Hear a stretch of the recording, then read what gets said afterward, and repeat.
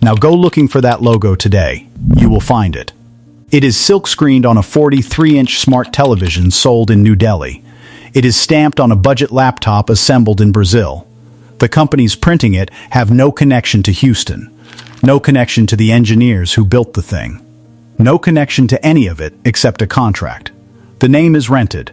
Somebody pays a fee for the right to print those 6 letters, and when the payments stop, the letters come off.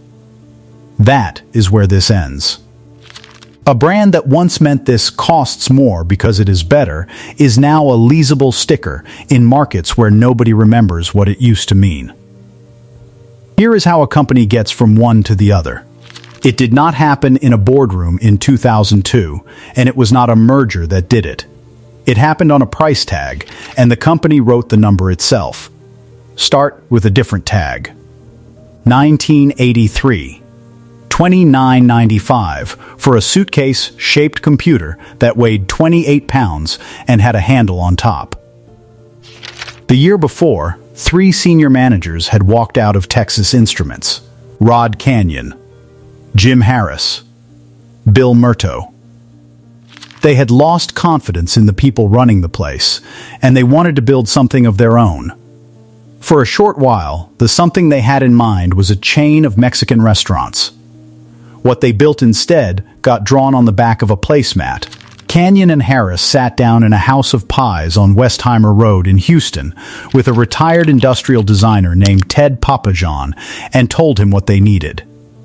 It had to be portable. It had to look like the Osborne machine everybody already knew, except, in their words, less army surplus. Papajan sketched it there at the table, between the coffee and the check. They each put $1,000 on it and incorporated in Harris County, Texas, on the 16th of February, 1982.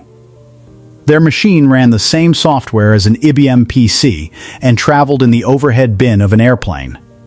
It sold 53,000 units and $111 million in its first year on the market.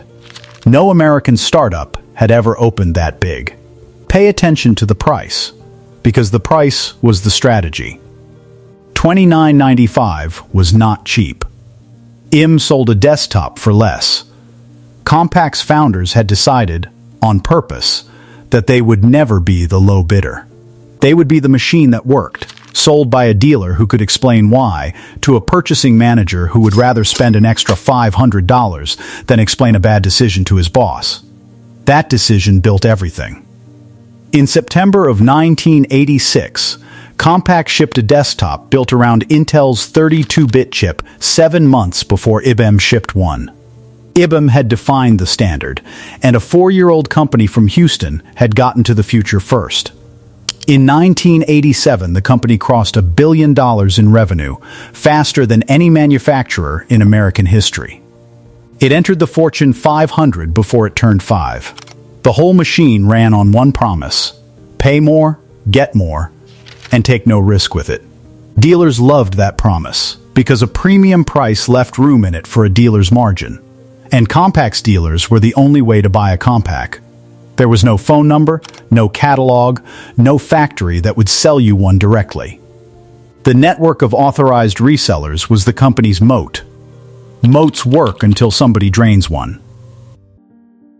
October 25, 1991. Compaq reported a loss of $71 million, the first losing quarter in its life, and announced 1,400 layoffs. In the same weeks, buyers were discovering that a mail-order machine with the same Intel chip and the same Microsoft software ran the same spreadsheet for $800 less. The premium had been an argument. The argument had stopped working. The board did not wait. Rod Canion, the founder who had run the company since the beginning, was removed by unanimous vote. Not one director voted to keep him. About 150 employees gathered outside the building to protest the firing. These were people who had joined a company that did not exist yet, because Canion had persuaded them that it would, and who had then watched him be right for 9 years in a row. It changed nothing. The vote had already been counted. What the board wanted was not a different founder. It was a different kind of company. The German executive who replaced him, Eckhard Pfeiffer, inherited a company with $3.2 billion in sales and roughly 3% of the personal computer market. He had one instruction from the board, and he followed it with more discipline than anyone expected. Grow. Watch what he did, because this is the hinge of the entire story. In June of 1992, Compaq launched a line called ProLinea. Entry models sold for under $900.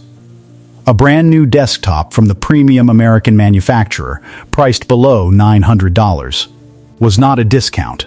It was a demolition. 4 months later, the company cut prices across its whole catalog by as much as 32%. Every major competitor matched within weeks. IBM, Apple, Digital, Dell, all of them shipped stripped-down budget boxes because the alternative was watching Compaq take the shelf. The industry press called it a price war, which makes it sound like two armies. It was closer to a controlled flood. Compaq moved nearly 400,000 ProLinea units before the end of that year and climbed straight out of the hole it had fallen into. It worked. That is the part worth sitting with. Every number went the right direction, and the strategy that produced those numbers was the one that would eventually leave nothing behind. Cutting the price was only half of it. A $900 computer cannot be sold by a specialist in a suit because there is no money in the transaction to pay him with. So Compaq went where the volume was. Warehouse clubs. Electronics superstores, the kind of place where a computer sits on an end cap between a printer and a stack of blank tapes. And the person nearest to it is 19 years old and works on commission. The authorized dealers who had carried the brand through the 80s watched their exclusivity evaporate. They had built their businesses on being the only door to a Compaq. Now the door was every door, and the machine behind it cost less than the one in their showroom. Understand what that actually did to them. A dealer's entire value was explanation. He knew which configuration a law firm needed. He installed it. He came back when it broke. The premium on the price paid for all of that.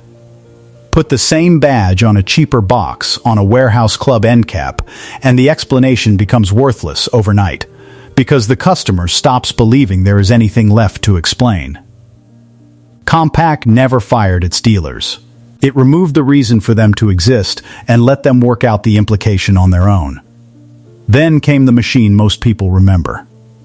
The last week of August, 1993. Compaq introduced the Presario, and for the first time in its life, the company was not selling to a purchasing manager. It was selling to a family. The first Presario was an all-in-one with a 14-inch monitor, a 486 processor running at 25 megahertz, a 200 megabyte hard drive, and a pile of software in the box. Games, a word processor, and an America Online startup disk. Around $1,400. You did not need to know what any of those numbers meant. That was the design goal. You plugged in 2 cables, turned it on, and it asked you a question in plain English. This is the machine in the memories, the one on a folding table in the corner of the living room. The one with the modem that shrieked at the wall jack every evening at 9. The one 2 kids fought over. You remember the sound of it better than the specifications. The hard drive clicking in a quiet house. The phone line dying because somebody upstairs picked up the receiver. The printer that took 90 seconds to produce 1 page. Nobody in that house could have told you what a 486 was, and it did not matter in the slightest, because the machine had been built so that they would never have to ask. Compaq had spent a decade as a company you encountered at work. In a single product cycle, it became a company that lived in your house. The America Online disk mattered more than the hardware did. A family bought the computer, and inside the carton was a free trial of the thing that made the computer worth owning. 10 hours, then 20, then 50. The machine arrived preloaded with a reason to plug in the phone line, and in the mid-90s, the first web page that family ever loaded came off a Compaq. The market responded the way markets do when someone finally builds the obvious thing. Compaq went from third place behind Apple in 1993 to passing IBM in 1994, and it became the largest personal computer manufacturer in the world. Revenue reached $18.1 billion in 1996. The Houston campus on State Highway 249 grew to more than 3 million square feet, 13 office buildings, 6 manufacturing plants, no reserved parking spaces, including for executives. People who worked there in those years still describe it as the best job they ever had. There were casualties, and they were not small ones. Compaq had become one of the first major manufacturers to build machines around processors from AMD and Cyrix rather than paying Intel's price, and it pushed that cost advantage straight onto the shelf. The companies living at the low end could not follow it down. Packard Bell, which had been the best-selling brand in American homes, and Ast Research, a manufacturer with a real engineering reputation, were both gone from the market inside a few years. Compaq did not beat them on design, it beat them on the tag. And every year, the number on the tag came down. Which brings us back to that shelf in July of 1997, and the Presario $2,200 and $799. That machine did something no competitor's product had managed. It moved the floor. When the largest manufacturer in the industry ships a complete computer for $799, $799 becomes what a computer costs. Every rival had to answer it. Within 18 months, a company called eMachines was selling desktops for $399 and expecting to move 1.9 million of them in a single year. Another startup was giving computers away and selling the advertising. Compaq had spent 15 years building a reason for people to pay more. Then it spent 5 years teaching the entire country to pay less. And it had taught the lesson so well that it could not take it back. The financial statements show exactly what that costs. In the year running up to the spring of 1999, Compaq's gross margin fell from 27.4% of sales to 18.5%. Roughly 9 points of profit gone off the top of every machine sold, while unit volume kept climbing. The company was moving more boxes than anyone alive and keeping less of each one. That is the trap in the whole story. Market share and price are traded against each other, and Compaq had chosen share over and over for the better part of a decade. A cheaper machine is a promise you make to a customer that you can never revise. Once a family has bought a computer for $800, no amount of engineering will convince that family to pay $2,000 for the next one. Meanwhile, in Austin, a competitor was not playing the same game at all. Michael Dell was not fighting for the shelf, because he had no shelf. Dell built a machine after the customer paid for it, shipped it from the factory to the front door, and never funded a dealer's margin or a store's inventory. The reseller network that had been Compaq's greatest asset was now a cost structure its main rival did not carry. Every advantage Compaq had built in the 80s had quietly turned into a bill. The dealer network, the channel inventory, the retail relationships, the entire apparatus that had once made a premium price possible, Dell carried none of it and charged less precisely because of that. Compaq was not losing to a better computer. It was losing to a company that had never needed the thing Compaq could not put down.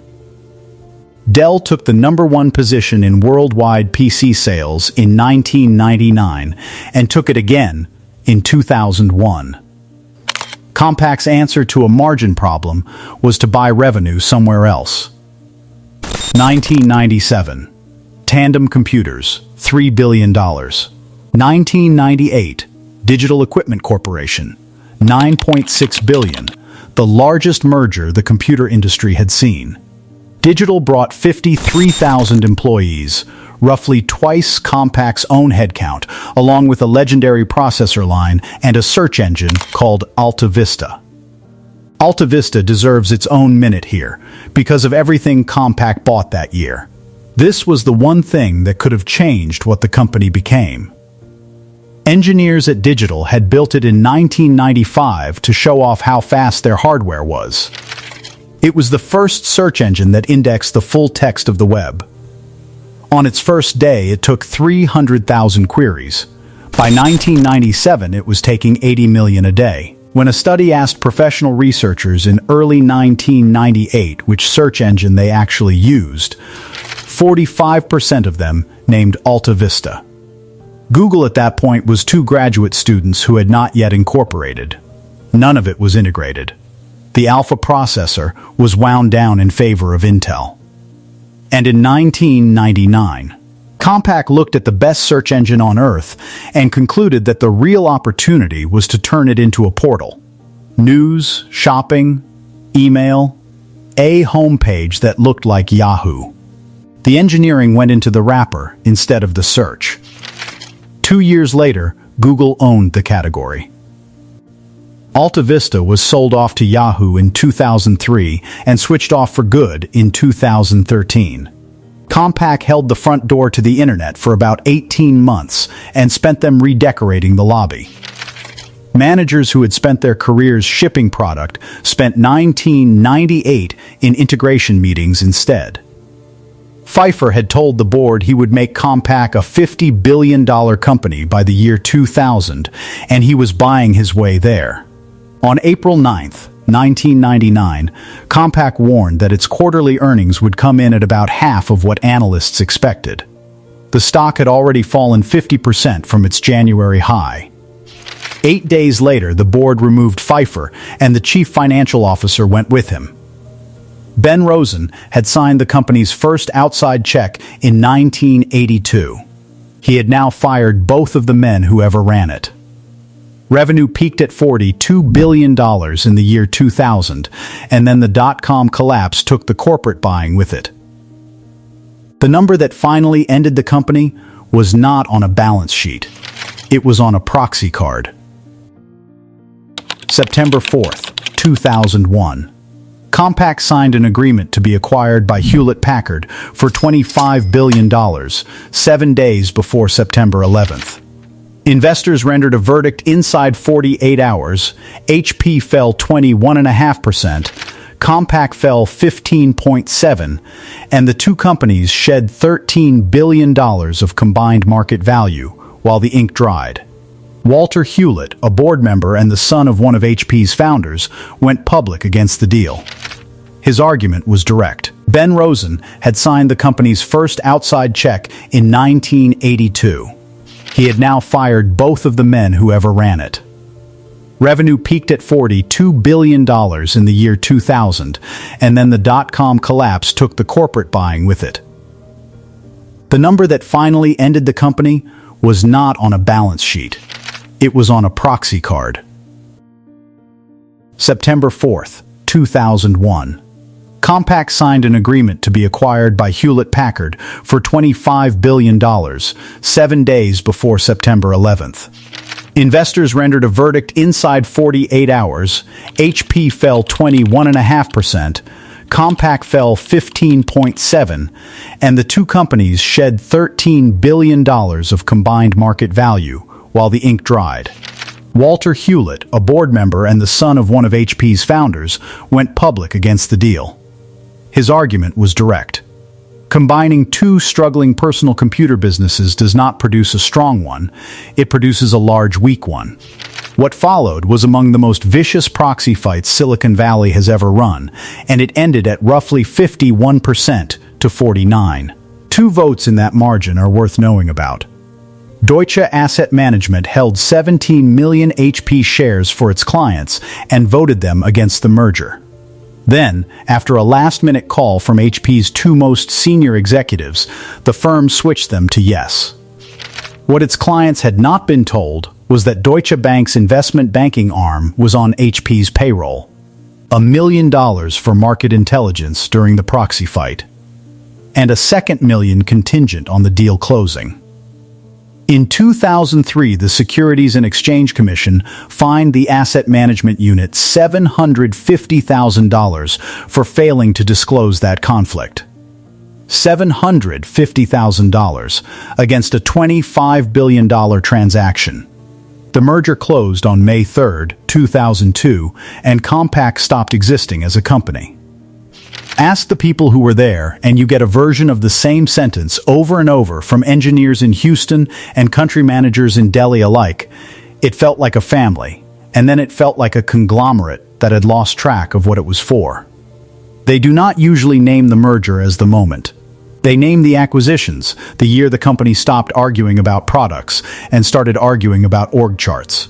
By the time HP's name went on the building, the thing that was being absorbed had already been hollowed out from inside by its own shopping list. The name kept working for a while. HP printed it on the cheap end of the consumer line, the laptops in the bin near the register, the desktops in the holiday circular. A word that had once meant a premium worth paying and a 7-month lead on IBM now meant this is the one that costs the least. Which, by then, was the accurate description. The company had spent its last decade earning exactly that meaning. Carly Fiorina, who had staked her tenure on the deal, was removed by HP's board in February of 2005. Over her 5.5 years, HP stock lost roughly 65% of its value in a stretch where the broader market fell 15%. On the day the board announced she was gone, HP shares rose almost 7%.